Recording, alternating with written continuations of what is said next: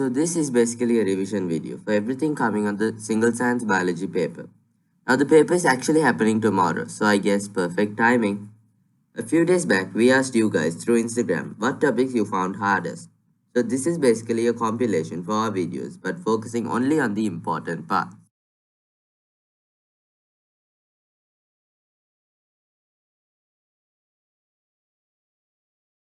Bacteria are teeny tiny single-celled organisms smaller than 5 micrometers. Bacteria comes in 3 different shapes: spheres, rods, and spirals. But they have similar features. All bacteria have cell walls, cell membranes, and the insides are filled with cytoplasm. However, it has no nucleus. Instead, it has a genetic material on a single chromosome.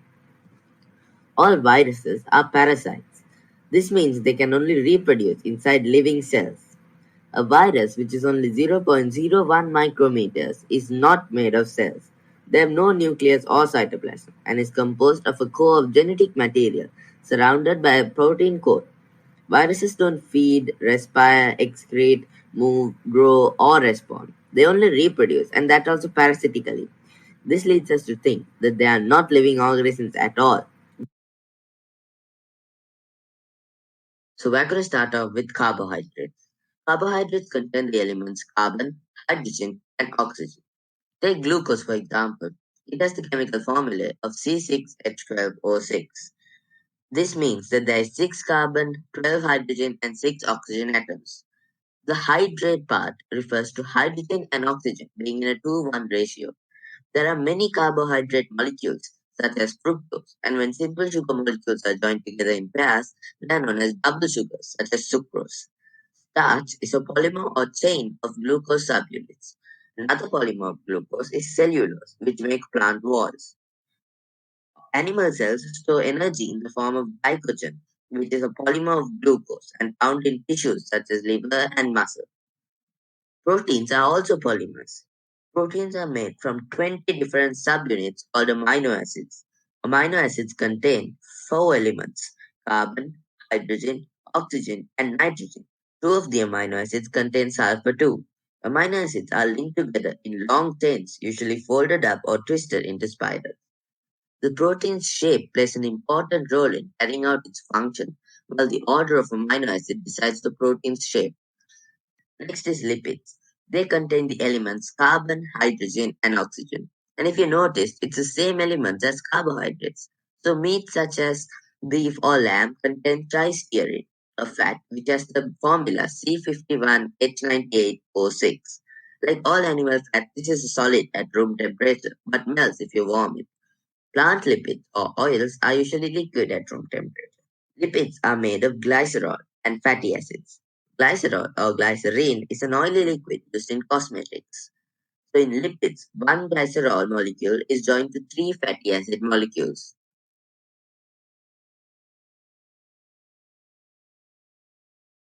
Factors affecting diffusion. So first we have surface area to volume ratio. A larger surface area in proportion to volume will increase rate of diffusion. Next is distance. The greater the distance, the slower the rate of diffusion. The temperature.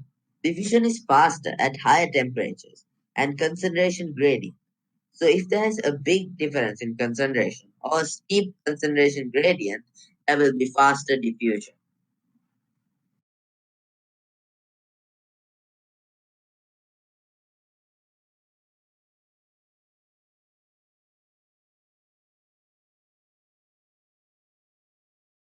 Let's take a look at the structure of the leaves.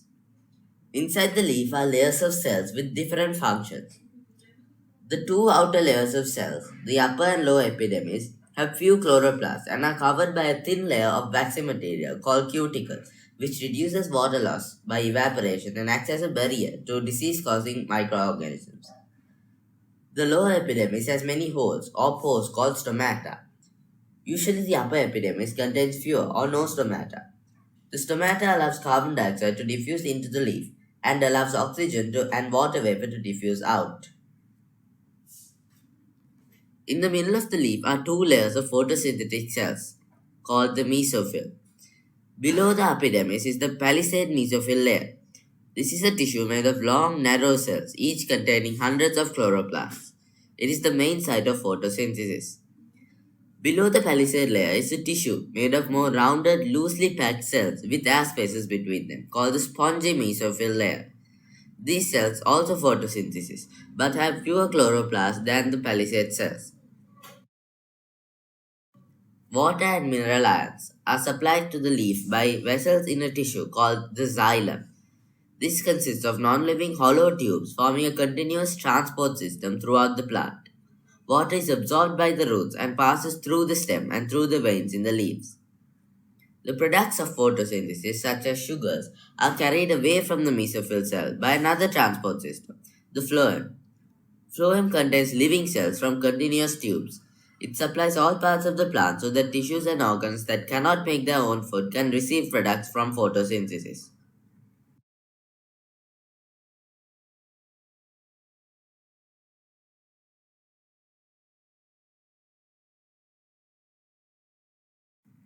Here's the digestive system.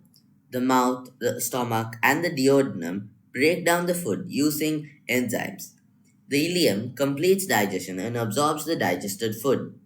The large intestine and the last of the gut absorbs water from the remains and stores the waste as feces before being removed from the anus. Food can be separated into three main classes: carbohydrates, proteins, and lipids. Each of these food classes are broken by different enzymes. Carbohydrates are broken by the enzymes carbohydrates.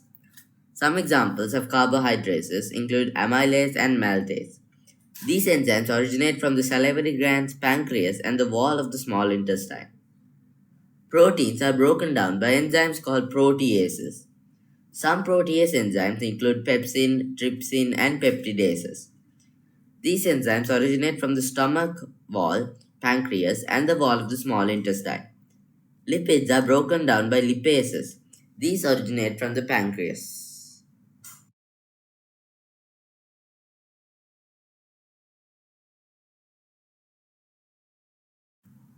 Continuing on respiration. For aerobic respiration, a continuous supply of oxygen is needed, and the carbon dioxide needs to be released from the body.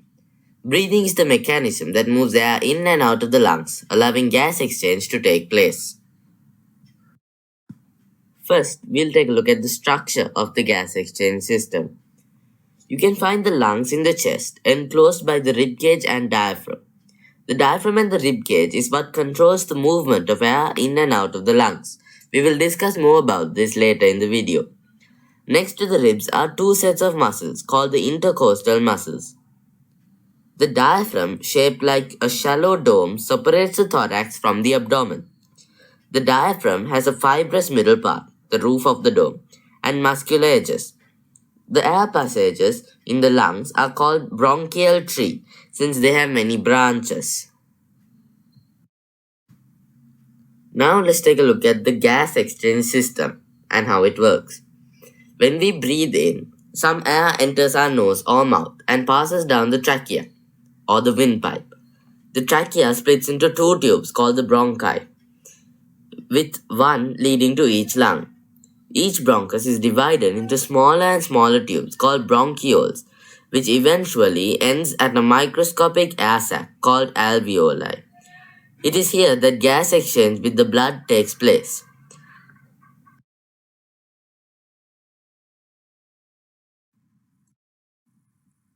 Blood is a complex tissue composed of several types of cells, suspended in a liquid called plasma. Firstly, we'll take a look at a summary of the components of blood, the description and the function of each component.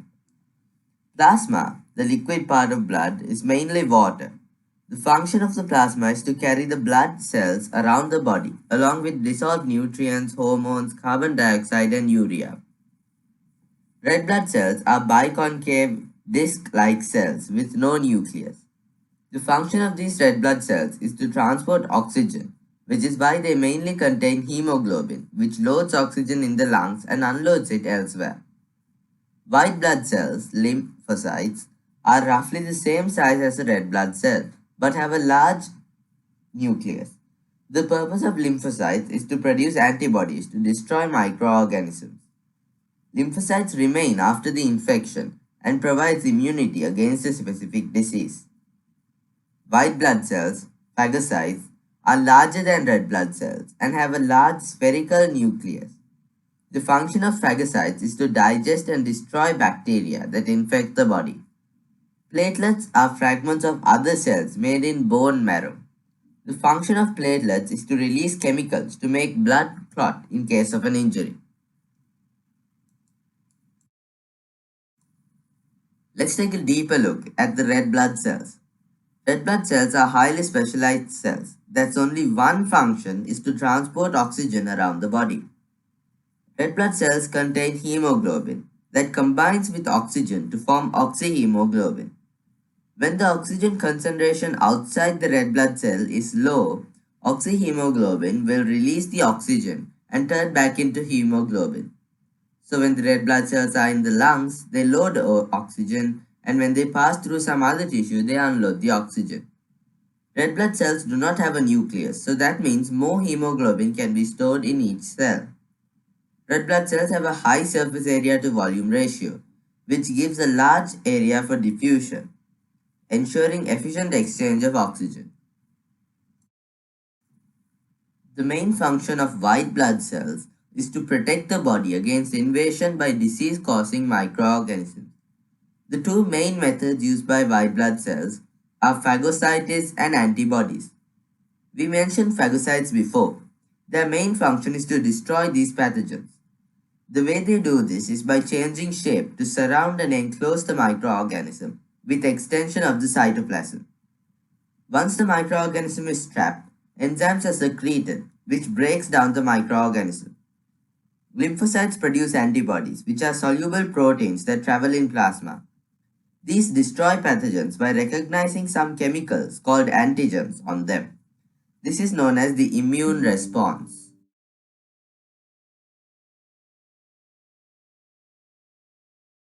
The heart pumps blood around the body at different speeds and different pressures. The heart actually consists of two pumps, the one on the right pumping deoxygenated blood to the lungs and on the left pumping oxygenated blood to the rest of the body. Here's the structure of the heart. It is important to remember this labeling. It is divided into left and right by a muscle wall. The right ventricle pumps blood to the lungs and the left ventricle to the other parts of the body. The wall on the left is thicker as it requires more pressure. There are valves to make sure blood only flows in one direction. The atria's walls are thin enough to stretch when receiving blood and contract when pushing blood out.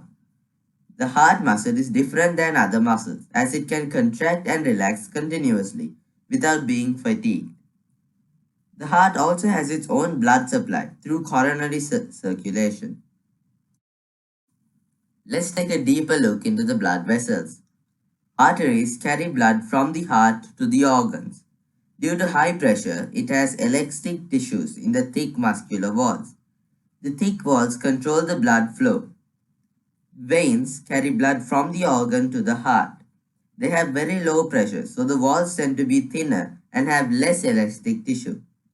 Capillaries carry blood through organs, so they are very small and allow materials to pass through them easily. Capillary walls are one cell thick, meaning there is less space for the materials to diffuse.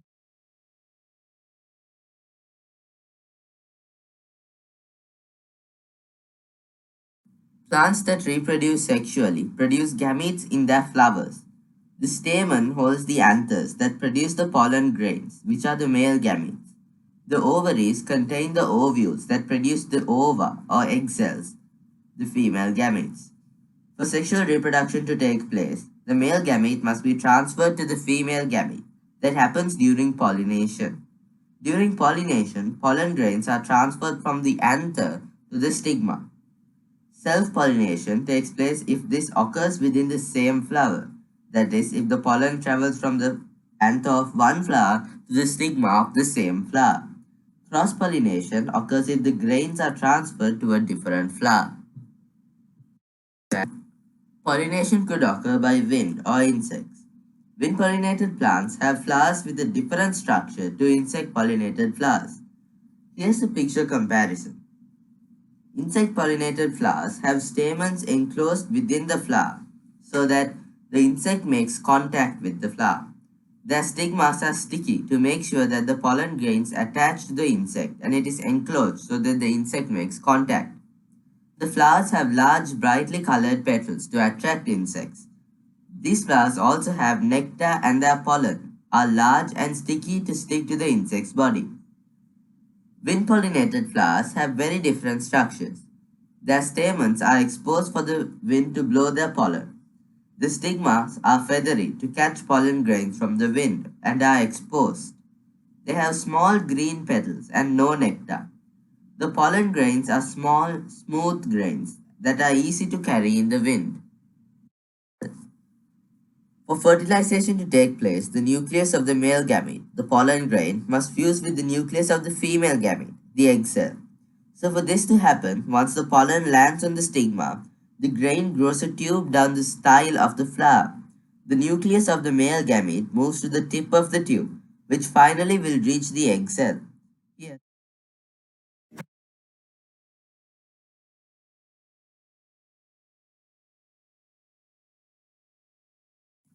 this is the female reproductivity system. The eggs are produced in the ovaries by cell division that halves the number of chromosomes in the nucleus of each egg cell. So since the total number of chromosomes in a person is 46, each nucleus will have 23 chromosomes. This value will be back to 46 after the sperm has fused with the egg. This is the male reproductivity system. Sperm is produced by the testes by the same sort of cell division used to make the egg cell. The testes is found in the scrotum that's located outside the body. This is because their temperature is lower than the body temperature of 37 degrees Celsius. The low temperature is ideal for sperm production. During sexual intercourse, large amounts of blood flows through the penis, which becomes erect, that is, bigger and harder. The erectile penis is then moved in and out of the woman's vagina. Sperm is released into the vagina with a special fluid from the seminal vesicles. The fluid and the sperm together are called semen. Semen provides nutrients for the sperm and allows it to swim to the egg. The release of semen is called ejaculation. Every month, an egg is released into an oviduct in a process called ovulation. If the sperm fertilizes the egg during this period, a zygote will form, which develops into an embryo and implants itself into the uterus lining. Here, the embryo develops a placenta, which allows it to exchange nutrients with the mother's blood. Once the embryo keeps growing and is recognizably human, it is called a fetus. Once a baby is born, you can identify whether it is a boy or a girl by its sex organs. The sex organs are the primary sexual characteristics. But humans aren't able to reproduce when they are young because they do not have the sexual maturity yet. During their teens, changes controlled by hormones take place, which lead to sexual maturity. This is called puberty. Puberty involves the maturity of the gametes and allowing the body to adapt to allow reproduction. In the boys, the hormone testosterone is secreted, and in girls, the hormone estrogen is secreted. Sexual secondary characteristics. During puberty in boys, sperm production starts, male sex organs are developed, hair is grown in many places, increase of body mass, voice breaks, and the sexual drive develops. In girls, during puberty, the menstrual cycle begins. Female sex organs develop, there is a growth of hair, increase in body mass, voice deepens, and the sexual drive develops, and breasts develop.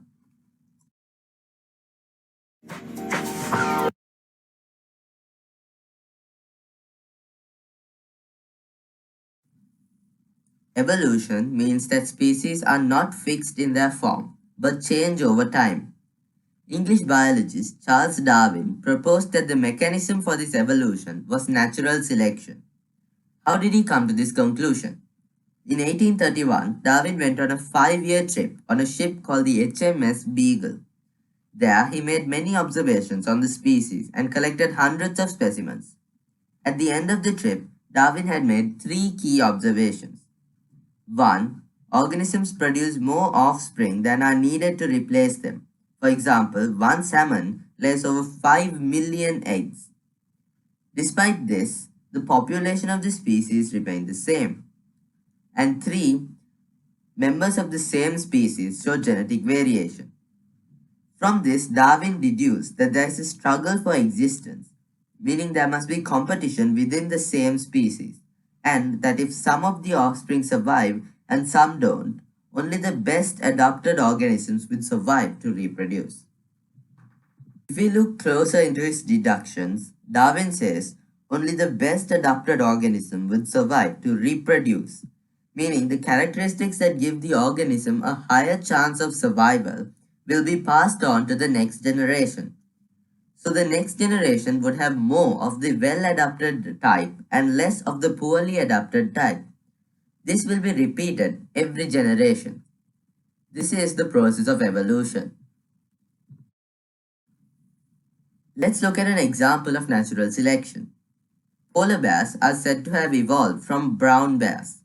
So when these brown bears, about 150,000 years ago, came to live in the Arctic or such places, the bears with long, pale fur would have a selective advantage over the bears with shorter, darker fur.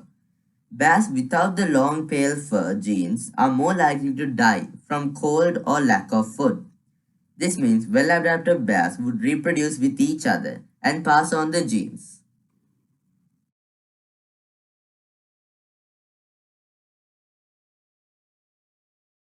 Recombinant DNA is formed when a gene from one species' DNA is cut out and inserted into the DNA of another species. The organism that receives the new gene is called a transgenic organism. The transgenic organism will then be able to express that gene. Millions of transgenic bacteria can be grown in a vessel called a bioreactor. Bacteria have two types of DNA, the DNA in their chromosomes and plasmids. Plasmids are naturally swapped by bacteria, so biologists started finding ways to swap plasmids from one bacteria to another.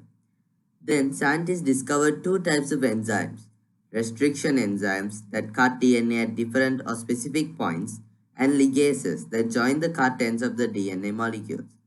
So biologists now could insert the gene into a plasmid and transfer the plasmid to bacteria. Insulin is a hormone made by the pancreas to decrease glucose levels in the blood. Before genetic engineering, insulin was only available from animal pancreases and did not have the same structure as human insulin or did not give the same amounts of control on glucose levels. But now, bacteria are grown in large vessels called bioreactors where we can harvest large amounts of human insulin. Some other products of genetic engineering includes enzymes for the food industry, enzymes in washing powder, human growth hormones, blood clotting factors, and proteins that help destroy cancers. A vector is the means of transferring the gene. Along with plasmids, we can also use viruses. A bacteriophage is a virus that attacks a bacterium by attaching to the cell wall of the bacterium and injecting its own DNA into the bacterial cell.